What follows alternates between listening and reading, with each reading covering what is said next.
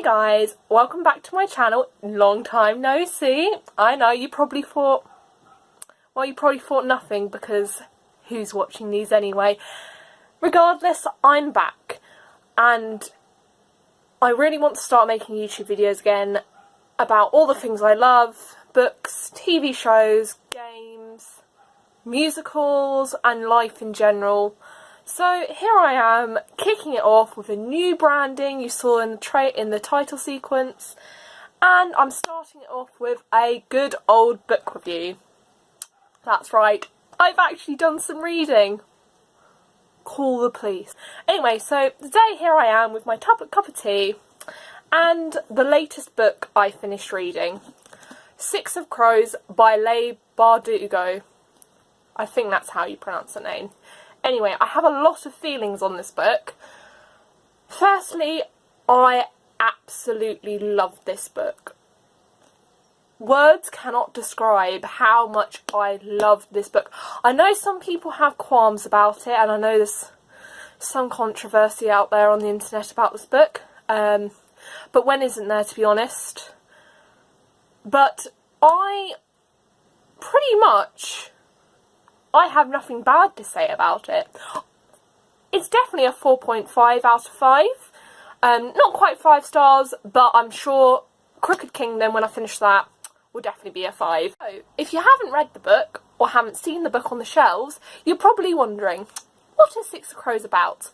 Well, Six of Crows follows a team of 6 ragtag criminals, outcasts, types in a fictional place called Ketterdam as they try to break into one of the most protected, well-built fortresses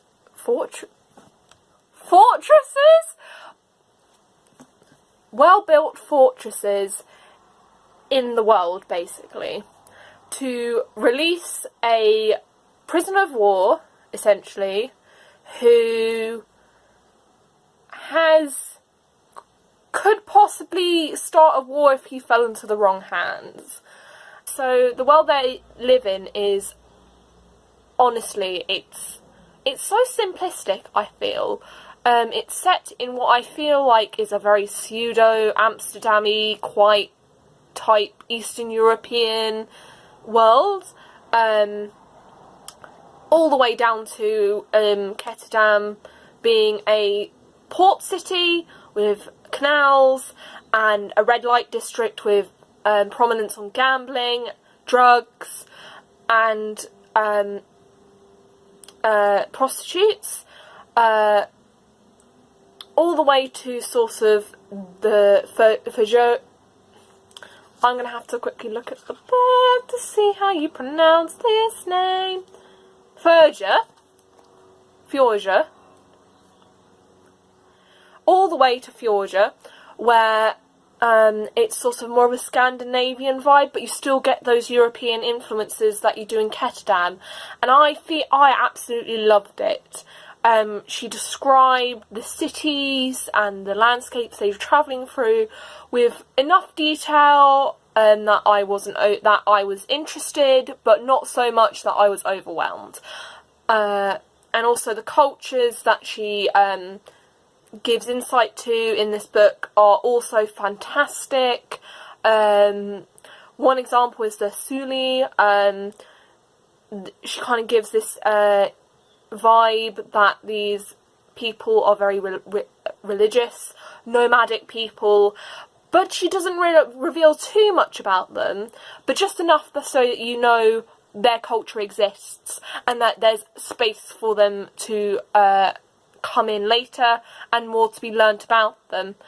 On the other hand, you have the culture of the Fjordur, who are very traditional, strict, militaristic people. They're the Scandinavian types who really despise the Grisha, which is another block of this world that is absolutely fantastic. In this book series and in her other books, the Grishaverse, the Grisha trilogy, there's characters called Grisha who are basically magic users, and I love magic users in books, and I feel like she did such a great job in creating a magic system that wasn't too complicated, a bit simple perhaps, but you know what, sometimes you have to go simple with these things.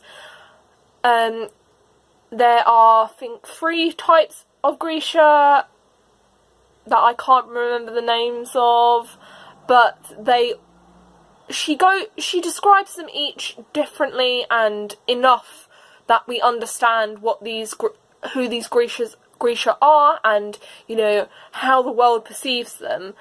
That being said, that moves me on to my next topic, which is the characters themselves. Now, obviously, as I said before, I feel like if you have a great cast of characters and then a kind of shitty world building, you don't have a very good book. This book had both. It had great world building and absolutely fantastic characters. There are 6 main characters, all of whom I adore.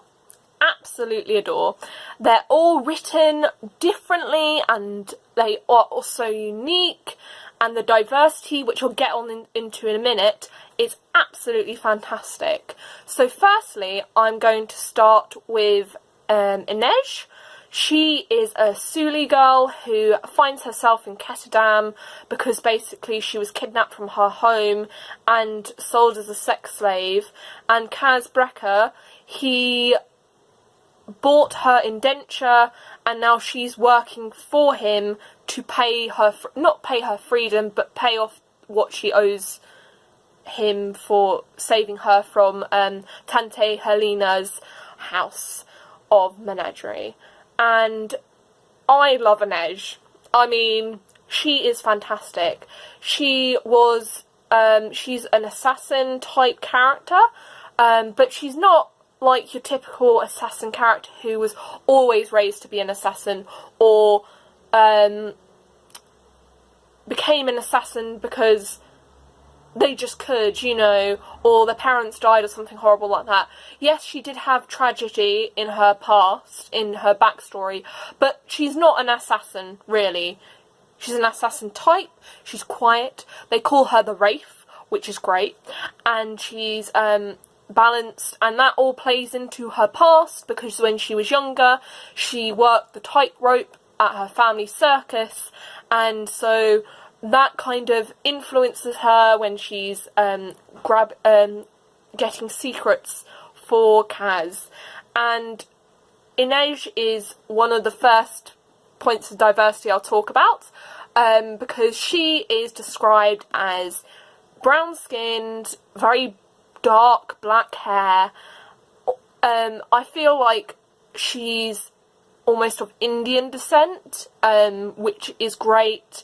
And I just love her to bits. She's so strong, and her drive throughout the book changes from, you know, she loves Kaz, who doesn't, but it changes from, you know, just wanting to buy her indenture, to basically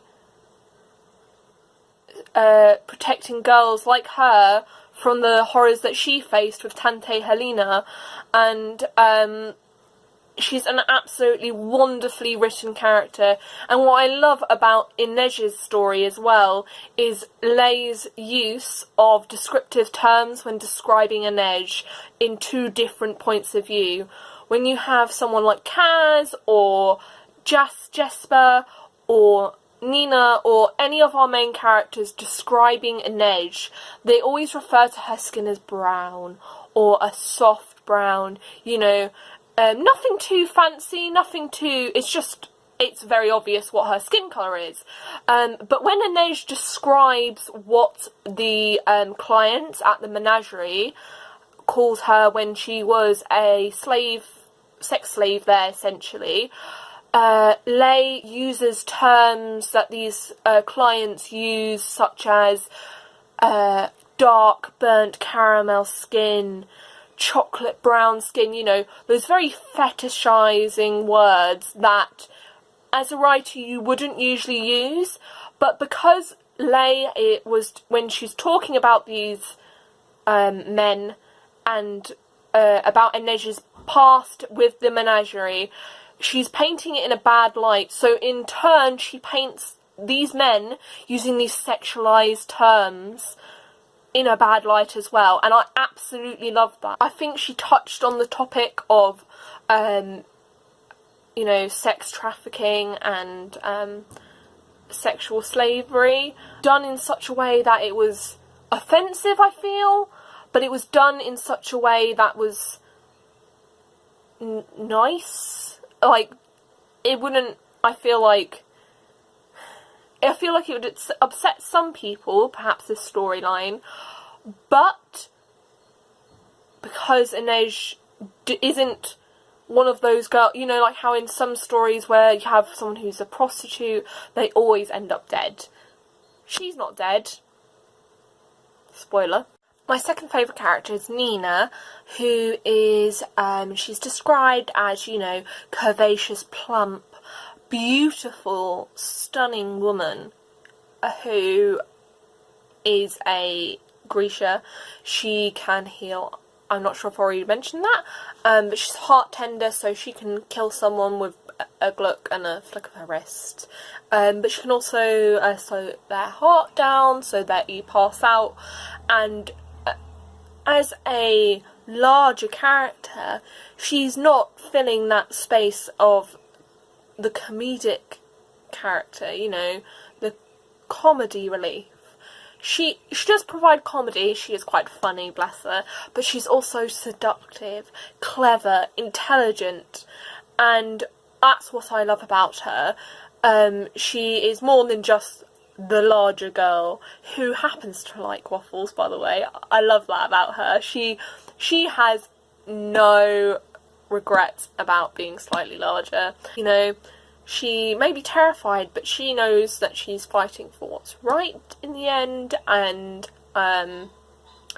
she is very just strong. She goes through so much. She's kidnapped by some Persia soldiers who are hunting Grisha like her, and she only escapes when the boat she's travelling in is capsized basically in a storm, and she and one of the other characters, Matthias, who I'll move on to very shortly, escape with their lives. And she has a lot of drive, and I feel like that is mainly down to what happened with Matthias and her reasons behind doing what she did.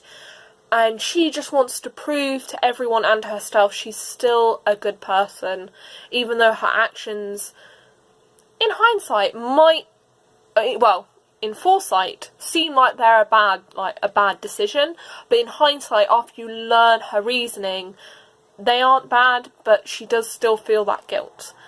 And then her companion and love interest, Matthias, is such a great character as well, because all of these characters have flaws. Nina and Matthias is that they fight to the death every time they're in the same room as each other. You know, they can't stand to be together really, but deep down they care about each other. It's really cute. And Matthias is a ex-witch hunter, basically, from Fjorja, and he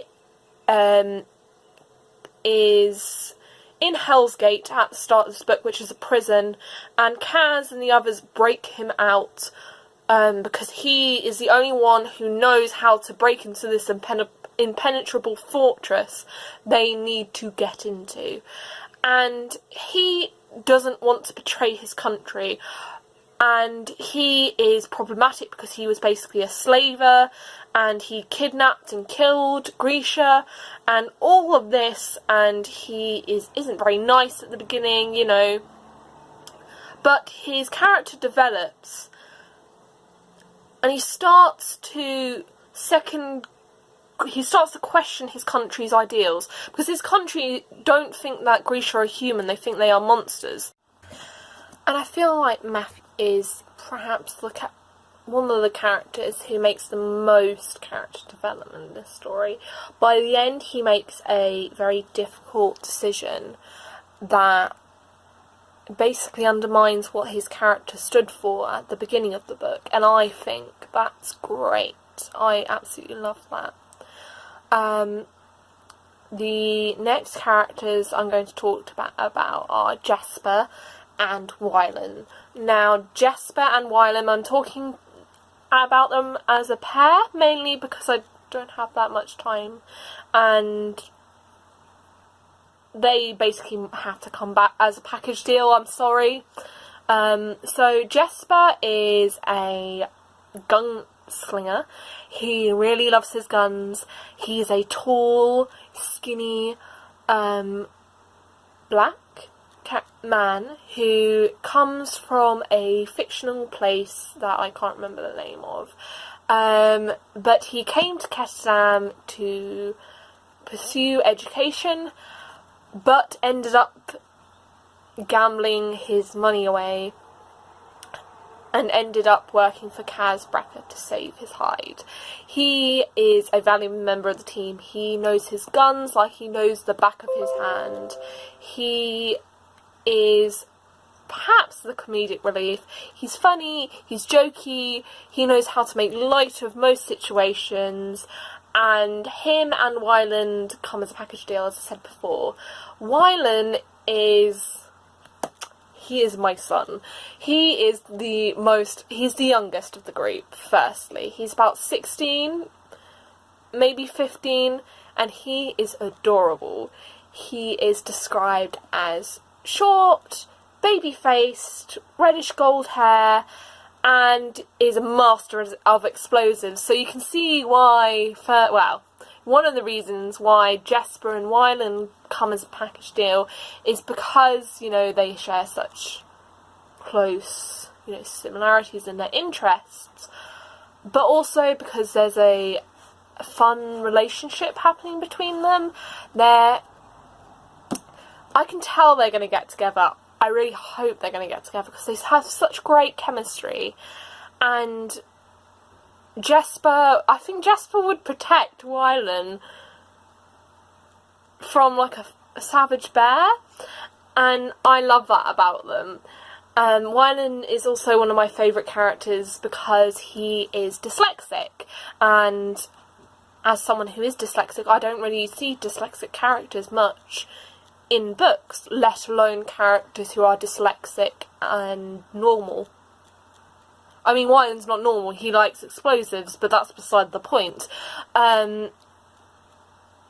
But he's dyslexic, and his character, I don't know, he's just adorable. And I love that, the diversity in this book doesn't just stretch to physical disability, but learning disabilities as well. But he is one of my favourite characters as well, and so is Jesper. Jesper has more skeletons in the closet that I'm not going to mention because I was shook when I found out, and I want you to be shook too. And I really love them both, and I can't wait to see what happens to them in the next series, the next book.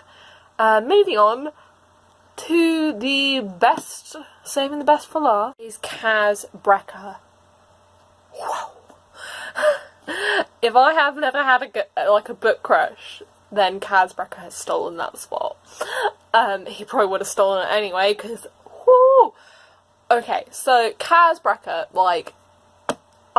he's cocky, he's arrogant, he is, I think, incredibly intelligent, or at least street smart enough to appear that way. Wow. I don't even know where to begin with Kaz Brecker, I just get a bit flustered when I think about him. Okay, let's start with the most obvious point of his character. Kaz Brecker has a walking stick. He has a cane, which he uses because he has he fell off a roof when doing a job and broke his leg badly, and it never healed correctly, so he is in constant pain. And I love that about him. I love that diversity, that the main character who has this disability, who has this chronic illness, still blows me away every time he opens his bloody mouth. Like, despite his injury, he isn't like a secondary character. He is the lead. He uses the cane to his advantage. Despite his injury and his pain he's feeling, he carries Inej at one point, running without it, carrying someone, and despite the pain he's in, he keeps carrying her. And I feel like that's just such a great point of his character, that despite this injury, he still is a motherfucking badass. Like, for example, there's this bit where he captures the person who injures Inej, and Kaz Brekker is angry. He is pissed. And so, he gets the information he wants by blinding the fella, and then is like, I'm gonna let you go now, and pushes him off a boat into the ocean. Yeah. It's... I know I shouldn't like him because he's a horrible person, but I don't give a shit because the people he's horrible to are horrible as well. And I'm struggling to, narrow it down what I love about Kaz. And it's his injury, it's his charisma as a character, his cockiness, his arrogance, really play into that character. And it's not only his physical illness that affects him, it's also his post-traumatic stress disorder.